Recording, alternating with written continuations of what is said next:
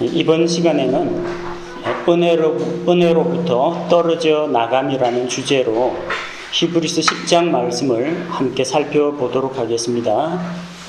먼저 본문 말씀은 히브리서 10장 26절에서 29절까지입니다. 히브리서 10장 26절에서 29절. 우리가 진리에 관한 지식을 받은 뒤에 고의로 죄를 지으면 다시는 죄들로 인한 희생물이 남아있지 아니하고 대적들을 삼킬 심판과 불같은 경노에 대하여 두렵게 기다리는 어떤 일만 남아있느니라.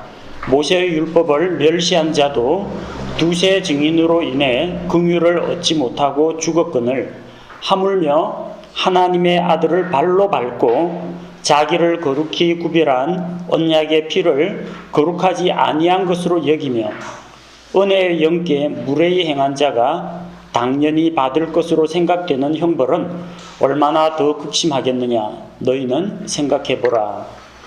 자, 오늘 우리가 대하고 있는 이 히브리서 10장 26절에서 29절 말씀은 좀 엄숙하고 무서운 경고의 말씀입니다. 그리고 또 이 구절로 인해서 구원의 확신에 대한 오해가 빚어지는 그런 경우도 많습니다. 그래서 오늘 이 본문의 말씀이 무엇을 뜻하고 누구를 가리키는 것인지 함께 살펴보려고 합니다. 구원받은 그리스도인들도 죄를 짓습니다. 성도들도 죄를 짓습니다. 예수님을 통해서 모든 죄를 용서받았다고 하지만 구원받은 이후에도 또다시 죄를 짓습니다. 그러다 보니까 성도들이 죄를 지으면 불신자들로부터 많은 비난을 받습니다. 하나님의 은혜로 값없이 의롭다함을 받고 구원을 받은 자들, 그런 사람들은 죄에 대해서 너무 가볍게 생각하는 것이 아니냐, 그런 비판이 나옵니다. 어떤 죄를 짓더라도 한 번 구원받은 사람은 그 구원이 영원토록 안전하게 보장된다. 구원의 영원한 보장 교리가 마치 어떤 죄를 짓더라도 면책 특권을 갖게 되는, 죄에 대한 어떤 면허를 준다는 그런 비난을 종종 받게 됩니다. 그래서 여러분, 만약에 신문에 어떤 그리스도인이 죄를 지었다, 특히나 목회자가 무슨 횡령이나 어떤 절도나 폭행이나 간음이나 이런 죄를 저질렀다, 그 밑에 댓글이 쫙 달립니다. 저렇게 죄를 지어도 주일날 교회 가서 헌금 내고 회개한다고 하면 다 용서해 줍니다. 그런 댓글이 달립니다. 그 기독교인들이 다 하는 게 아니죠. 불신자들이 빈정거리고 조롱하는 그런 댓글입니다. 마치 이 그리스도인들이 은혜로 값없이 죄 용서받는 것이 무슨 죄를 짓더라도 괜찮다라는 그런 식으로 사람들에게 비친다는 겁니다. 그게 불신자들만 그렇게 삐딱하게 보는 것이 아니라 실제로 믿고 구원받은 성도들 가운데에서도 그런 삐딱한 생각을 가지고 죄에 대해서 가볍게 여기는 자들이 적지 않다는 게 문제입니다. 그래서 구원의 영원한 보장 교리를 목회자들이 잘 안 가르치려고 합니다. 왜? 이미 구원받았다, 무슨 죄를 짓더라도 구원에는 변함이 없다고 하면은 죄에 대해 무감각해지고 나태하고 방종한 삶을 살게 된다. 그런 생각들을 하기 때문입니다. 근데 사실은 구원의 은혜에 대해서 깊이 깨닫고 또 감격하면 할수록 사실 죄를 짓기가 더 어려워집니다. 성도들이 죄를 짓는 이유는 구원의 은혜를 너무 값없이 공개를 해서가 아니라 그 구원의 은혜가 얼마나 놀랍고 감사한 것인지 더 철저히 가르치지 못했기 때문에, 또 구원받은 성도들이 그 구원의 은혜가 얼마나 값지고 놀라운 것인지 철저하게 감격에 빠지지 못했기 때문에 그런 일들이 일어납니다. 성경에도 그런 사례들이 많이 나옵니다. 노아가 믿음으로 방주를 예비해서 자기와 자기 가족과 그리고 이 땅에 있는 동물들을 다 보존을 했습니다. 하지만 정작 심판이 끝나고 난 뒤에 노아는 해이해져서 포도주를 마시고 취해서 부끄러운 모습을 드러냈습니다. 비난과 조롱거리가 됩니다. 그 자식들이 보고 뭐라고 생각하겠습니까? 아브라함을 보십시오. 자기 아내를 누이 동생이라고 속였다가 불신자인 파라오 앞에서 톡톡히 망신을 당했습니다. 삼손 같은 경우 우리에게 경각심을 일깨워줍니다. 이방 여인과의 결혼, 창녀에게 들어가는 그런 생활, 그리고 마지막에는 들릴라의 무릎을 베고 자다가 결국은 자기가 가진 힘을 잃어버리고 원수에게 포로로 잡히는 그런 신세가 되었습니다. 믿음의 사람, 하나님의 마음에 합한 사람 다윗 역시 마찬가지입니다. 하나님 앞에 죄를 지었을 때 그 죄로 인해서 나단 대언자가 뭐라고 했습니까? 이로 인하여 주님의 원수들에게 비방거리, 조롱거리가 생겼다는 겁니다. 다윗 한 사람만 잘못한 게 아니라 하나님의 영광을 가리웠다는 겁니다. 솔로몬, 그의 타락한 생활로 인해서 얼마나 많은 사람들이 피해를 입었겠습니까? 베드로가 예수님을 부인하는 그런 삶, 구원받은 사람도 이 자기 자신을 철저하게 지키고 깨어있지 아니하면 죄에 빠진다는 겁니다. 그리고 그런 거룩하지 못한 삶의 모습이 자신은 물론이고 주변에 있는 다른 사람들에게까지도 나쁜 영향을 미치게 됩니다. 그럼 하나님께서 이 구원받은 성도들의 죄 문제에 대해서는 어떻게 다루시느냐? 죄를 인정하고 회개하는 자가 있고 죄를 회개하지 않고 죄 가운데 계속 머무는 자가 있습니다. 자기 죄를 인정하고 회개하는 자들에게는 완전한 용서를 주시고 그 죄들로부터 정결하게 해주십니다. 성경에 여러 종류의 죄들이 나오고 있습니다. 그래서 레위기의 율법에 보면은 너희가 이러이러한 죄를 짓거든 희생 헌물을 가지고 믿음으로 나와서 하나님께 죄 헌물, 범법 헌물을 드리라고 말씀하십니다. 알지 못하고 지은 죄가 있습니다. 자기도 모르게 죄를 지을 수가 있습니다. 자기는 사람을 죽일 의도가 없었는데 나무를 베기 위해서 이 도끼질을 하는데 이 도끼 머리가 휙 날아가가지고 지나간 사람을 맞춰서 죽였습니다. 어쨌든 실수에 의해서 우발적인 사고로 사람을 죽였습니다. 근데 살인을 하고자 하는 그런 동기는 없었습니다. 어떤 원한 관계가 있는 것도 아니고. 근데 죽은 사람은 어쨌든 사람의 생명을 잃는 것으로 결론이 나버렸습니다. 알지 못하고 짓는 죄가 있습니다.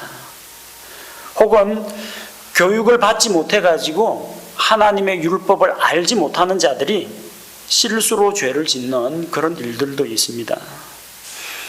이런 죄는 용서받을 수가 있습니다. 하라고 했는데 하지 않는 그런 죄가 있습니다. 마땅히 행해야 하는데 하지 않는 것.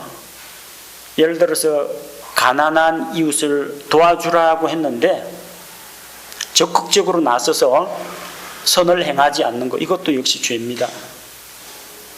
또 하지 말라고 했는데 그것을 직접적으로 어긴 이런 죄도 있습니다. 자기도 모르는 사이에 자기 자신이 부정하게 되는 사람도 있습니다. 고의는 아닌데 의식적으로 부정하게 되는 경우.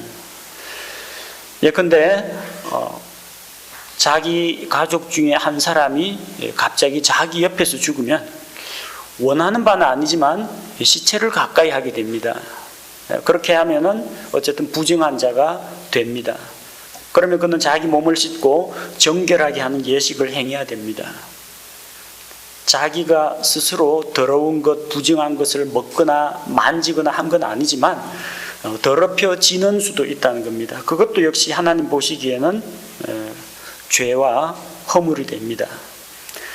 그래서 이런 죄들이 있으면은 구약 시대에는 희생 헌물을 드려서 용서를 받도록 하나님께서 길을 열어 놓으셨습니다.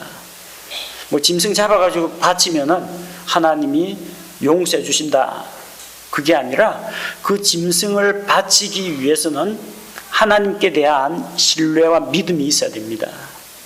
하나님께서 희생 헌물의 피를 받으시고 생명의 피를 받으시고 내 생명을 대신해서 이 생명을 거두어 가시고 내 죄를 용서하신다, 그런 믿음이 있어야만 헌물을 드릴 수가 있습니다. 신약 시대에는 그 짐승 헌물 대신에 십자가에 달리신 예수 그리스도의 피를 통해서 구원을 받습니다. 예수님께서 십자가에서 죄 없으신 분으로서 죄인들을 위해서 의로운 피를 흘리셨습니다. 이제 그 예수님의 피를 자기를 위한 것으로, 자기 죄를 위한 것으로 받아들이고 자기에게 적용하면서 하나님 앞에 죄를 자백할 때 예수님의 피로 말미암아 용서받습니다. 용서받을 뿐만 아니라 정결하게 됩니다.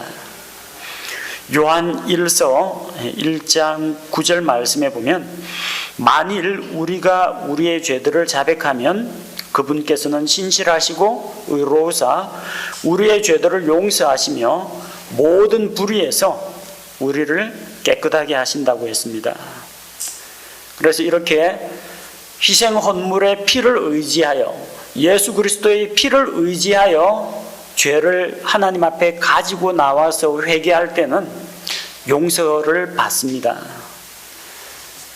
구원받은 성도들 이야기입니다. 자, 그런데 구원받은 성도, 구원받은 하나님의 백성 가운데 죄를 회개하지 않는 자들도 있다는 겁니다. 그런 자들은 징계와 심판을 통해서 다루십니다. 하나님은 모든 죄를 다 용서했다, 그래서 이제부터는 뭔 죄를 지어도 괜찮다, 그렇게 말씀하지는 않습니다. 만약 그렇게 되면 거룩하신 하나님이 아닙니다. 하나님의 성품 가운데 가장 중심되는 허브축이 되는 성품이 거룩입니다. 거룩하신 하나님이 심판하십니다. 거룩하신 하나님이 죄인들을 용서하십니다. 거룩하신 하나님으로 인해서 이 하나님의 구원의 은혜가 우리에게 주어지는 겁니다. 거룩하신 하나님은 죄를 미워하십니다. 죄와 함께 거하지 않습니다. 죄가 있으면은 반드시 공의로운 심판을 내리십니다. 또 그 죄에 대한 죄값을 하나님 앞에 지불할 때 하나님께서는, 거룩하신 하나님께서는 그 죄의 삭슬 받으시고 죄를 용서하십니다. 하나님은 은혜로 구원받았다고 무조건 죄를 지을 수 있는 그런 면책 특권을 주지는 않으십니다. 그 반대로 죄를 회개하지 않았다고 해서 이미 구원받은 하나님의 자녀신 분을 박탈하고 구원을 취소하지도 않습니다. 성도들 가운데 예수님의 피로 일단 구원은 받았지만 마음이 강팍하고 영적으로 깨어있지 못해가지고 자기 죄에 대해서 회개하지 않고 그냥 죄 가운데 머물러 있는 성도들도 있습니다. 그러면 하나님께서 그 사람이 받은 구원은 가짜 구원이라고 구원을 빼앗아 가시느냐? 그러지는 않습니다. 성경은 구원받은 자가 죄를 지어도 괜찮다, 처벌을 피할 수 있다, 그렇게 가르치지도 않고 죄를 지은 그리스도인은 구원을 잃어버린다라고 가르치지도 않습니다. 어떻게 대하십니까? 회개하면 용서와 관계의 회복이 있고 회개하지 않을 때는 하나님의 징계가 임한다는 것입니다. 따라서 우리가 그동안 교회에서 은혜의 복음을 전한다고 하면서 죄에 대한 용서, 그리고 하나님의 은혜, 사랑, 자비와 긍휼, 이런 것들을 많이 강조해 왔습니다. 그게 잘못된 건 아닙니다. 근데 그것과 함께 뭘 가르쳐야 되느냐? 구원받은 자의 책임에 대해서도 가르쳐야 됩니다. 당신은 구원받았고 다시 태어났다, 이것만 가르칠 게 아니라 당신은 태어났기 때문에 이제 영적으로 성장해야 된다, 이걸 함께 가르쳐야 한다는 겁니다. 당신의 모든 죄가 예수님의 십자가로 용서되었다, 그것만 가르칠 게 아니라 이제 예수 그리스도의 승리를 힘입어서 죄와 싸워서 승리하는 삶을 살아야 한다. 이것도 같이 가르쳐야 된다는 겁니다. 이 반쪽만 가르치면 앞서 이야기한 그런 부작용이 일어납니다. 은혜로 구원받았다. 최소한 지옥은 안 간다. 구원은 잃어버리지 않는다. 앞으로 뭔 짓을 해도 괜찮다. 나태하고 방종한 삶이 나옵니다. 그렇게 되지 않도록 우리는 하나님의 구원의 은혜와 하나님의 자녀답게 살아가는 삶에 대해서도 가르쳐야 하고, 예수 그리스도의 구원과 함께 우리는 구원자 예수님만 자꾸 강조합니다. 이 교회 시대가 지속되는 동안 구원자 예수님은 아무리 강조해도 지나치지 않습니다. 그러나 교회 시대가 끝나고 교회가 공중으로 휴거된다면은 그 구원자 예수님께서 심판자로 계십니다. 그리스도의 심판석에서 자기의 성도들을 심판하고, 회개 장부를 열어놓고 그들이 육신을 입고 살았을 때 행한 좋은 일이든 나쁜 일이든 잘한 일이든 못한 일이든 그 삶의 동기와 행한 바와 삶의 결과에 대해서 회개 보고를 하게 하고 심판을 하십니다. 잘한 자에 대해서는 칭찬과 보상이 있고, 잘못한 자에 대해서는 엄중한 책망과 또 보상의 상실이 기다리고 있다는 것입니다. 우리가 이걸 잊어버리지 말고 하나님께서 자기 백성을 심판하신다는 사실을 기억해야 합니다. 이 심판이라는 말은 영원한 지옥 형벌을 이야기하는 것이 아니라 하나님께서 자기 백성을 죄에서 이끌어내시고 그들로 하여금 열매 맺는 삶을 다시 살 수 있도록 하기 위해서 바로잡는 채찍과 회초리라고 생각하시면 됩니다. 하나님은 자기 백성을 심판하십니다. 히브리서 10장 30절에 보면 원수 갚는 일은 내게 속하였으니 내가 갚아주리라 주가 말하노라 하시고, 또다시 주가 자신의 백성을 심판하리라 하고 말씀하신 분을 우리가 아노니, 주가 자신의 백성을 심판하신다. 원수 갚는 것은 누구에게요? 자기 백성을 대적하는 원수들에 대해서는 하나님께서 보응해 주신다는 겁니다. 그럼 이 자기 백성이 잘못한 것에 대해서는 어떻게 하느냐? 하나님께서 자기 백성을 심판하십니다. 우리는 항상 편리하게 하나님을 자기의 유익을 위한 도구로 생각합니다. 그래서 하나님은 내 편, 나를 미워하는 자들 하나님 다 벌을 내리시고 나한테는 복과 은혜만 주십시오, 이렇게 생각하는 경우가 많습니다. 그러나 하나님은 내 편이 아니고요, 하나님은 정의의 편입니다. 우리가 하나님의 편에 설 건가 죄의 편에 설 건가 우리가 선택해야 됩니다. 우리가 만약 하나님의 편에 서지 않는다면 어떻게 됩니까? 이쪽 편으로 끌어오기 위해서 하나님께서 자기 백성을 심판하십니다. 죄에 대한 지옥의 심판 형벌이 아니고요, 징계하는 채찍과 회초리를 들어서 하나님 편으로 이끌어 오시는 겁니다. 자, 하나님이 심판하신다는 이 엄중한 말씀을 우리가 기억해야 합니다. 자기 백성을 다스리기 위해서 하나님께서는 이 세상에서 성도들에게 육신의 연약함이나 또 질병을 허락하시는 경우도 있습니다. 모든 질병이 하나님의 징계는 아닙니다.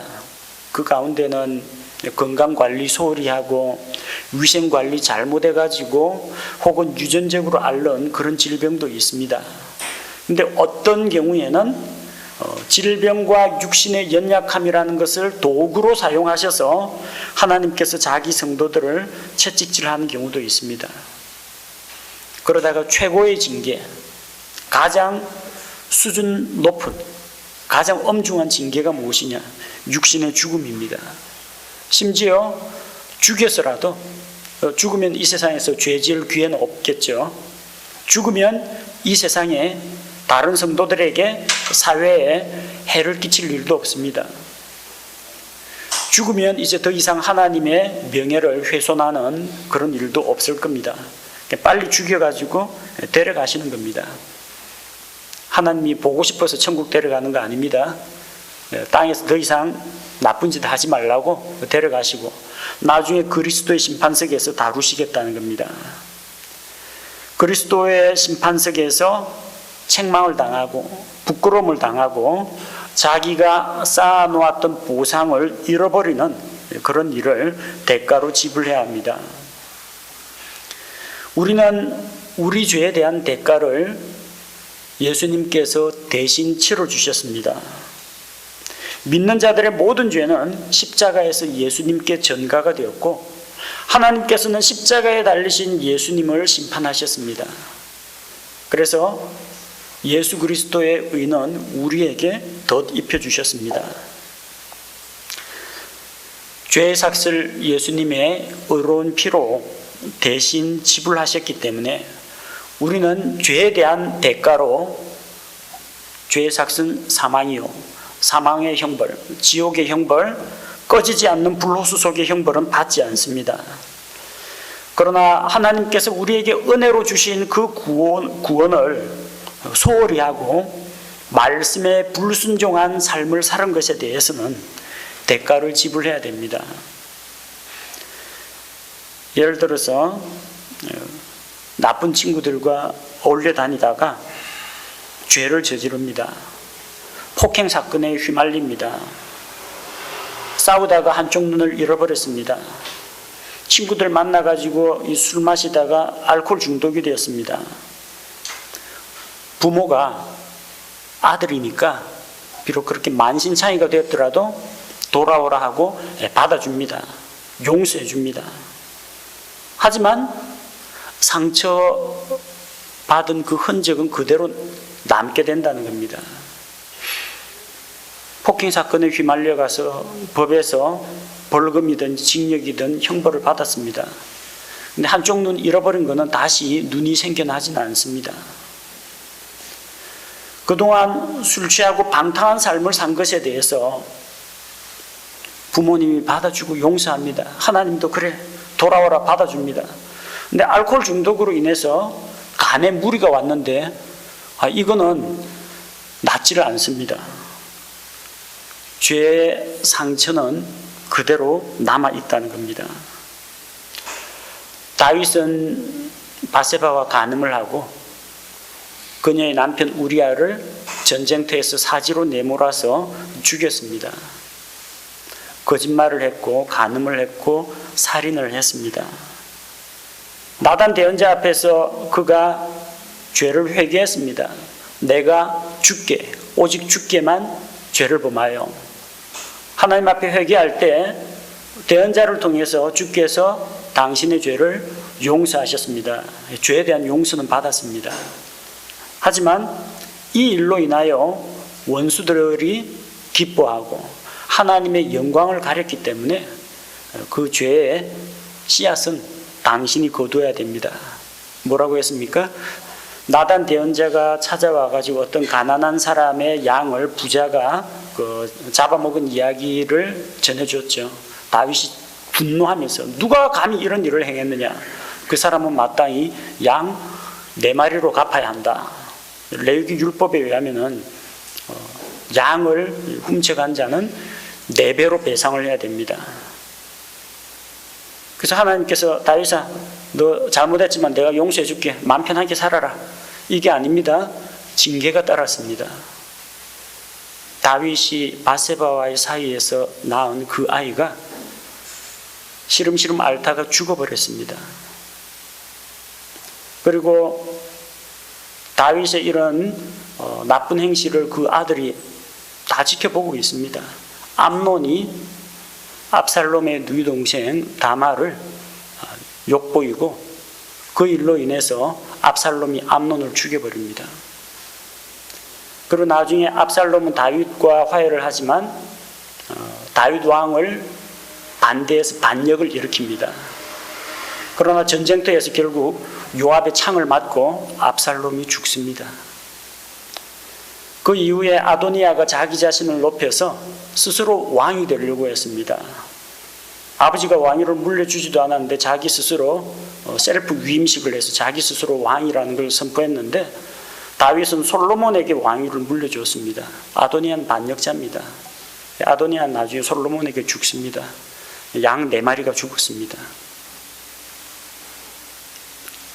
이 다윗이 지은 죄에 대해서 다윗의 4아들이 이렇게 다 죽는, 그것을 몇십 년 동안 지켜보면서 이 죄가 얼마나 자기의 삶을 피폐하게 만들고 자기 가정을 파탄에 이르게 하는지 다윗은 철저히 경험했습니다. 죄 지은 데 대해서 용서는 받지만 그에 대한 징계와 죄에 대한 상처의 흔적은 그대로 남게 된다는 겁니다. 이런 거 생각하면 예수 믿고 죄 지어도 용서받으니까 마음껏 죄 짓자, 이런 이야기 절대 못합니다. 성경에서 하나님이 죄를 얼마나 미워하시는지를 철저하게 깨닫고, 또 그 극악한 죄인을 하나님께서 용서하기 위해서 자기 아들 하나님을 나에게 내어주셨다는 거, 그 은혜를 생각하면은 예수 믿고 구원의 영원한 안전 보장이 있으니까 마음껏 죄 짓고 살자는 이야기는 절대 안 나온다는 겁니다. 자, 그런데 그 죄를 지은 죄인들 가운데 구원받은 하나님의 백성이 죄 짓고 회개치 않는 일들이 일어납니다. 성경에 우리가 지난번에도 살펴보았지만 히브리서 6장에서 한번 동일한 문제를 다뤘습니다. 고의로 불순종하는 죄, 사망에 이르게 하는 죄, 이 죄에 대해서는 하나님의 엄중한 심판이 있다는 것을 기억해야 합니다. 우시야 왕은 왕으로서 구별된 제사장이 아님에도 불구하고 성전에 들어가 가지고 하나님 앞에 분향하는 것을 해보고 싶었습니다. 왕권 말고 제사장의 그런 권리도 누려보고 싶었습니다. 제사장들이 말리는데도 불구하고 제사장들에게 화를 내면서 분향하려고 하다가 하나님이 그를 치셨습니다. 머리로부터 시작해서 온몸에 나병이 퍼졌습니다. 그때 우시야가 회개 안 했을 것 같습니까? 아이고 하나님 잘못했습니다, 용서해 주십시오, 싹싹 빌었을 겁니다. 비니까 나병이 나았습니까? 아닙니다. 죽을 때까지 나병 환자가 되어서 별궁에 유폐돼 가지고 나병 환자로 죽었습니다. 어떤 징계는 일평생 따라다니기도 한다는 것을 기억해야 합니다. 그가 뭔 모르고 제사장의 역할, 왕의 역할, 이걸 몰라가 개념이 없어서 그런 게 아닙니다. 제사장들이 왕이여, 이것은 왕이 할 바가 아닙니다, 어서 나가십시오 할 때 그때 손 떼고 나갔으면 용서받을 기회가 있었습니다. 근데 고의로 자기 의지로 제사장의 가르침도 무시하고 바른 말씀으로 이야기해 주는데도 권면을 듣지 않고 고의로 자기 의지로 죄를 강행했지 않습니까? 이 죄에 대해서는 징계가 오래갑니다. 고린도전서 5장 5절에 보면은, 고린도전서 5장 1절에서 5절에는 고린도 교회 안에 있었던 부끄러운 이야기, 자기 어머니와 간음을 한 어떤 그리스도인, 이거 요즘 같으면 신문에 크게 실립니다. 기독교인 근친상간 이렇게 나올 겁니다. 그 지역사회에서 그거 모르겠습니까? 교회 안에 소문 다 퍼지고 지역사회에서 그 예수 믿는 사람이 더하다, 이런 말들 퍼져나갑니다. 하나님의 방법은 무엇입니까? 이 사람 살려놔봤자 교회에 해악만 끼치고 지역사회에 안 좋은 간증만 전하게 될 게 뻔하니까 차라리 그의 몸을 죽여서 데려가고 나중에 부활의 때 영과 혼과 몸이 다시 만날 때 그래도 생명만은, 혼의 구원은 잃지 않도록 그를 보호하시는 그 방법을 사용하셨습니다. 최고의 징계, 육체의 죽음을 그에게 내렸습니다. 고린도전서 9장 27절에는 사도 바울이 자기가 남에게 열심히 전파한 후에 도리어 자기가 버림을 받을까 두려워한다고 했습니다. 구원에서 멀어지거나 구원을 잃어버리는 그런 버림이 아니라 하나님을 섬기는 그 사역으로부터 하나님께서 어떤 그릇을 쓰신다고요? 깨끗한 그릇을 쓰십니다. 자기가 만약 죄와 불법과 더러움 가운데 있으면 하나님이 더 이상 그를 하나님의 사역자로 쓰지 않으십니다. 그래서 하나님을 섬기는 사역으로부터 배제가 될 수가 있다는 겁니다.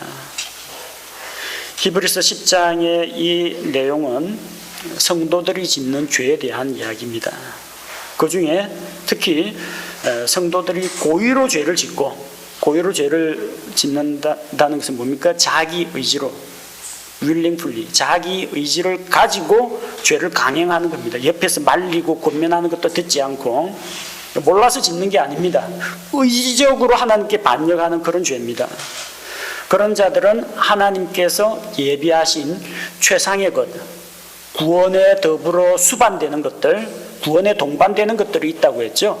복과 상속 유업과 하나님의 칭찬과 이 상급들, 이런 것들을 누리지 못한다는 그 이야기를 하고 있는 겁니다.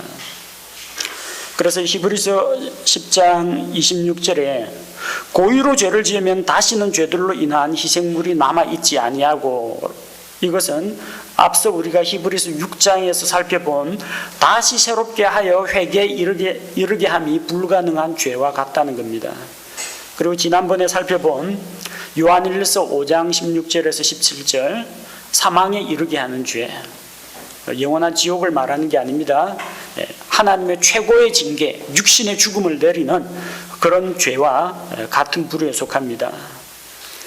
히브리서 10장 26절에서 39절 말씀을 보면은 어떤 죄들이 주로 여기에 해당되느냐. 29절에 보면은 하물며 하나님의 아들을 발로 밟고, 불신자들이 하나님의 아들을 발로 밟는 게 아닙니다. 자기를 거룩히 구별한 언약의 피를, 그럼 이 사람은 누구예요? 예수님의 피로 거룩하게 구별된 사람, 한마디로 성도. 자기를 거룩히 구별한 언약의 피를 거룩하지 아니한 것으로 여기며 자기 믿음을 배반했다는 이야기입니다. 은혜의 영께 무례히 행한 자가 당연히 받을 것으로 생각되는 형벌은 얼마나 더 극심하겠느냐는 겁니다. 분명히 하나님의 심판을 받는다는 이야기입니다. 고의로 죄를 짓는 그런 사람들. 또 26절에는 진리에 관한 지식을 받은 뒤에, 진리에 관한 지식을 지었기 때문에 죄가 무엇이다? 하나님의 성품은 어떠하다? 나는 어떻게 살아야 한다? 이 진리의 지식을 가지고 있습니다. 그럼에도 불구하고 고의로 죄를 지으면, 29절에는 이 배교를 이야기하고 26절에는 고의로 짓는 죄를 이야기합니다. 이런 죄를 지으면 어떻게 되느냐? 신학자들 가운데는 배교하면 구원을 잃어버린다, 이렇게 가르치는 사람도 있습니다. 그 환란기 때 이야기입니다. 은혜의 시대에는 용서 못 받는 죄는 없습니다. 예수님이 무슨 죄를 위해 돌아가셨어요? 거짓말, 살인, 도둑질, 요 죄만 위해서 돌아갔어요? 배교의 죄라든지 하나님께 무례하게 행하는 거라든지 복음을 반대하는 거라든지 이런 죄들은 예수님이 용서 안 해주기로 하셨어요. 예수님은 온 세상의 모든 죄를 다 감당하셨습니다. 예수님께서 이 모든 죄를 담당하셨기 때문에 예수님의 보배로운 피로 용서 못 받는 죄는 없습니다. 따라서 여기에 나오는 이런 죄를 지었다고 할지라도, 예컨대 믿음 생활 잘 하다가 어느 날 이단 사상에 빠져가지고 지금까지 믿었던 그런 진리에 대한 지식을 거부하고 딴 사람에게 이단 사상을 전파한다 하더라도 구원은 잃어버리지 않습니다. 구원은 잃지 않습니다. 왜? 구원은 은혜의 선물로 받은 겁니다. 하나님께서 너 구원해 줄 테니까 절대로 믿음 배반하면 안 된다. 너 구원해 줬으니까 다음부터 살인은 하면 안 된다. 너 구원해 줬으니까 앞으로는 이런 죄는 지으면 안 된다. 그 조건부로 구원한 게 아니기 때문입니다. 은혜의 선물은 변함이 없습니다. 따라서 이런 자들에 대해서 지금 하나님의 심판이 있다라고 이야기할 때는 구원의 문제를 다루는 것이 아니라 징계와 보상의 문제를 다루고 있는 것으로 보아야 합니다. 이런 죄들, 이런 히브리서 6장에서 이야기하는 다시 새롭게 하는 것이, 다시 새롭게 하여 회개에 이르게 하는 것이 불가능한 그런 죄, 10장에 나오는 더 이상 죄들로 인한 희생물이 남아있지 않는 이런 죄, 그 사이에 뭐가 들어있느냐? 7장에서 9장에 나오는 그리스도의 대제사장 사역이 들어가 있습니다. 이런 죄들로부터 벗어나려면 대제사장이신 예수 그리스도를 전심으로 의지해야 합니다. 또 이런 죄 문제를 안고 있으면 예수님 이 죄도 예수님의 보혈로 용서받을 수 있습니다. 이단에 속한 사람이 회개하고 돌아오면 너는 다시는 구원 못 받는다, 하나님 그렇게 말씀하시겠습니까? 주님, 제가 한때 눈이 멀어가지고 믿음 생활하다 이단에 빠졌지만 이제 다시 돌아옵니다 하면은 얼마든지 받아주실 수 있습니다. 요한일서 1장 9절에 약속된 예수 그리스도의 피를 믿고 그 피를 의지하여 회개하고 돌아올 때 용서받을 뿐만 아니라 모든 불법에서 우리가 정결함을 받을 수가 있습니다. 그래서 우리는 하나님의 은혜의 왕좌 앞에 나아가야 합니다. 왜 은혜의 왕좌가 필요합니까? 이미 십자가에서 은혜 다 주셨는데 왜 은혜가 필요합니까? 살아가는 동안 우리가 연약해서 또 죄를 짓고 또다시 넘어지고 또다시 곁길로 나가는 일이 있기 때문에 우리에게는 믿고 구원받은 다음에도 여전히 하나님의 은혜가 우리에게 필요하기 때문입니다. 그 은혜의 왕좌 앞에 히브리서 4장 14절에서 16절에 나오는 그 은혜의 왕좌, 누구 때문에 나아갈 수 있습니까? 우리에게 있는 대제사장, 우리와 같이 시험을 당하셨지만 죄는 없으신 우리의 대제사장이 계시기 때문에, 그러므로 우리가 도움을 얻고 필요한 때 도움을 얻기 위해서, 긍휼히 여김을 받고 필요할 때 도움을 얻기 위해서 은혜의 왕좌 앞에 담대하게 나아갈 것이니라. 풀이 죽어가지고 나아가는 게 아니라, 나는 가진 게 없지만, 나는 아무 공로 없지만 예수 그리스도를 믿는 믿음으로 예수님의 공로를 의지해서 은혜의 왕좌 앞에 우리가 담대히 나아가라는 것입니다. 너 죄 지었으니까, 너는 구원 잃어버렸으니까 오지 마라는 게 아니고요. 히브리서의 메시지는 너희가 비록 이런 죄 가운데 있다고 할지라도 완전한 예수 그리스도, 모든 것보다 뛰어나신 예수 그리스도, 우리의 영원한 대제사장, 그분께서 살아계시며 중보하고 계시니 자기를 힘입어 하나님께 나아오는 자들을 얼마든지 구원하실 수 있다. 그런 희망의 메시지를 히브리서가 전하고 있는 것입니다. 고의적으로 짓는 죄에 대해서 26절에 나오죠. 진리에 관한 지식을 받은 뒤에 고의로 짓는 죄, 몰라서 짓는 죄가 아닙니다. 알고 있는 죄입니다. 그리고 아예 작정하고 짓는 죄를 말합니다. 누가 이런 죄를 짓습니까? 칼빈주의자는 구원의 영원한 보장을 믿기 때문에, 믿는 자들은 절대 이런 죄를 짓지 않는다라고 주장을 합니다. 이거는 믿는 자 이야기가 아니라 안 믿는 자 이야기라고 주장합니다. 알미니안주의는 구원받은 후에 죄를 지으면 위와 같은 고의로 짓는 죄, 고범죄, 그리고 배교하는 죄, 이런 심각한 몇 가지 죄를 지으면 구원을 잃어버릴 수도 있다고 가르칩니다. 그러나 우리는 전후 문맥을 살펴보면 이 말씀이 누구에 대한 것인지 알 수가 있습니다. 처음부터 제가 이 강의 시작하면서 히브리서의 수신자는 누구인가 거듭거듭 반복해서 하는 이유가 이 구원론과 관련되어 있기 때문입니다. 불신자 이야기가 아닙니다. 구원받은 성도 이야기입니다. 심지어 29절에 나오는 이 중한 죄를 지은 자도, 하나님의 아들을 발로 밟는 자도 불신자가 아닙니다. 자기를 거룩히 구별한 언약의 피, 이 사람은 예수님의 피로 거룩하게 구별된 성도입니다. 성도들이 짓는 죄에 대한 이야기입니다. 바울은 이 수신자들에게 그러므로 형제들아, 바울 자기와 같은 형제들이라는 겁니다. 그리고 예수님의 피로 지성소에 들어갈 수 있는 자들이요, 히브리서 4장에 예수님을 대제사장으로 모신 자들, 또 그 피로 씻김을 받아 충만한 확신으로 하나님께 나아갈 수 있는 자들이라는 겁니다. 그들은 믿음의 고백을 했습니다. 또 그 믿음의 고백을 견고하게 붙잡자고 했습니다. 23절에서 25절에 보면은 서로를 돌아보아 교제하는 그리스도인들입니다. 성도들의 집회에 적극 참여하는 자입니다. 믿음에서 나온 사랑과 선행을 격려하는 자들입니다. 구원받은 성도들입니다. 그 구원받은 성도들을 이야기했는데 그 다음 이어서 26절이 이어집니다. 우리가 우리는 나와 너를 우리라고 합니다. 사도 바울 자신과 히브리 성도들을 이야기합니다. 바울이 구원받았다면 이 우리에 속하는 사람들도 구원받은 자라는 것을 알 수가 있습니다. 히브리서를 기록한 바울 자신도 우리에 속한다는 겁니다. 우리가 만약 진리에 관한 지식을 받은 뒤에 고의로 죄를 지으면 다시는 죄들로 인한 희생 헌물이 남아있지 않다고 했습니다. 사도 바울 자신도 이런 죄에 빠질 위험이 있다는 것입니다. 그래서 우리에게 하나님께서는 무엇을 말씀하십니까? 성도들은 이런 죄의 올무에 걸리지 말고 앞으로 나아가야 한다는 겁니다.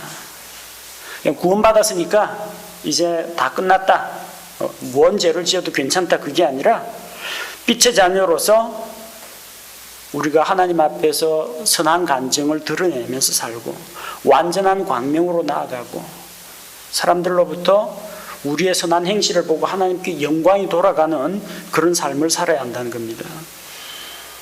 덧붙여 구원받았다 구원에만 머물러 있지 말고 구원의 축복과 함께 죄에서 분리된 삶을 살도록 가르치고 우리 자신이 그렇게 행해야 합니다. 하나님의 은혜, 좋습니다. 그럼 하나님의 은혜 안에 있는 자는 은혜 아래 있으니까 죄를 지어도 되느냐? 그렇지 않습니다. 그런즉 우리가 무슨 말을 하리요? 은혜가 넘치게 하려고 우리가 죄 가운데 거하겠느냐? 죄를 많이 지으면요, 용서도 많이 받습니다. 빚 지었는데 정부에서 탕감 정책 해가지고 빚 탕감해 준다면은 이왕이면 1,000만 원짜리 빚 짓지 말고 억짜리 지어야 억대 용서를 받을 거 아닙니까? 그럼 그렇게 용서받았으니까 앞으로는 그 하나님의 은혜를 더 크게 하려면 어떻게 해야 돼요? 죄를 더 많이 지어야 돼요? 그렇지 않습니다. 하나님의 은혜로 죄 용서를 받고 이미 죄에 대하여 죽은 우리가 어찌 그 가운데서 더 살겠느냐? 죄와 결별된 삶을 살아야 한다는 겁니다. 덧붙여 하나님의 은혜와 함께 징계와 심판도 가르쳐야 됩니다. 자꾸 교회 와가지고 예수 믿으면 복 받는다, 용서 받는다, 건강이 축복을 받고 사업이 잘 되고 자녀들이 잘 되고 예수님 믿는 혜택만 자꾸 열거하니까 사람들이 잘 되더라도 감사가 넘치지 않습니다. 다른 사람은 안 믿는데 내가 하나님을 믿어주니까 난 하나님 믿어준다. 그러니까 하나님이 나한테 이 정도는 하셔야 된다. 근데 내 생활이 꼬이고 잘 안 되면은 내가 하나님 믿어줬는데 왜 믿는 자에게 이런 어려움이 닥치느냐, 원망과 불평이 나옵니다. 은혜의 한쪽 측면만을 받아들이고 은혜의 다른 측면은 알지 못하기 때문에 그런 일이 생깁니다. 그 은혜가 어떻게 주어졌습니까? 거룩하신 하나님께서 자신의 아들의 생명을 희생하면서 얻어진 은혜입니다. 죄에 대해서 무섭게 진노하시는 하나님의 모습이 십자가에서 나타났습니다. 십자가, 사랑의 십자가, 평화의 십자가가 아니고요, 십자가는 사형 도구입니다. 죄인들 죽이는 도구입니다. 그 십자가에 달린 게 자기 아들 성자 하나님이라고 할지라도 하나님께서는 온 세상의 죄를 담당하고 있는 자기 아들을 심판하실 수밖에 없는 게 하나님의 공의의 심판의 십자가입니다. 은혜와 함께 하나님의 거룩하심, 하나님의 징계의 심판을 가르쳐야 됩니다. 히브리서 10장 30절, 주가 자신의 백성을 심판하리라. 나는 하나님의 백성이고 하나님 자녀고 하나님 편이기 때문에 매도 안 맞고 징계도 안 받고 심판도 안 당한다, 이런 나태한 생각을 해서는 안 됩니다. 우리가 하나님의 사랑하는 아들이기 때문에 더욱더 엄중한 징계의 회초리가 우리에게 임하게 됩니다. 회초리 맞기 전에 회개하고 돌이키는 게 가장 좋고, 그 다음은 회초리 맞을 때 빨리 항복하는 게 낫습니다. 맞고도 돌이키지 않으면 하나님의 최고의 징계가 임하게 되기 때문입니다. 성도는 하나님의 은혜로 구원받았습니다. 은혜로 구원받은 것은 끝이 아니라 이제 거룩한 삶과 열매 맺는 삶을 살아가기 위한 그 첫 단계에 들어선 것입니다. 바울이 히브리 성도들에게 권면하고 있는 것처럼 이 말씀은 오늘을 살아가는 우리에게도 동일하게 적용됩니다. 은혜 안에서 마음대로 살 것이 아니라 하나님의 은혜에 감사하는 마음으로 죄를 멀리하고 하나님의 자녀답게 거룩하게 구별된 삶을 살아라는 것이 히브리서 10장의 메시지입니다.